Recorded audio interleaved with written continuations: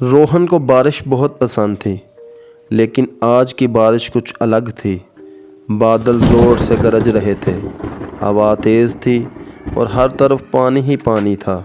वो खिड़की के पास बैठा अपने प्यारे जवां कुत्ते शेरू को देख रहा था, जो बेचैनी से दरवाजे के करीब खड़ा था। जैसे ही एक ज़ोरदार गरज हुई, शेरू ने भौंकना शुरू कर दिया। रोहन को समझ नहीं आया कि वो क्यों इतना बेकरार है।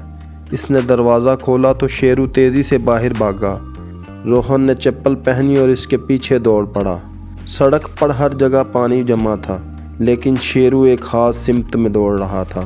रोहन ने हैरानी से देखा कि वो इन्हें पुरानी मंदिर के पीछे वाले रास्ते पर ले जा रहा था। शेरू रुक जा, रोहन चिल्लाया, लेकिन वो ना रुका। जब रोहन वहाँ पहुँचा तो इसने देखा कि एक छोटा बच्चा पानी में फंसा हुआ था, जो मदद के लिए रो रहा था।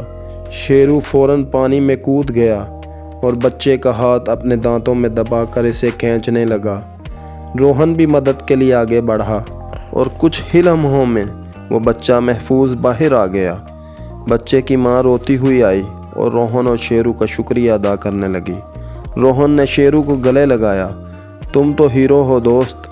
शेरू ने खुशी से दुम हिलाई और बारिश में नाचने लगा। इस दिन रोहन को एहसास हुआ कि दोस्त सिर्फ बातों से नहीं, अमल से पहचाने जाते हैं, चाहे वो इंसान हो या एक वफादार कुत्ता।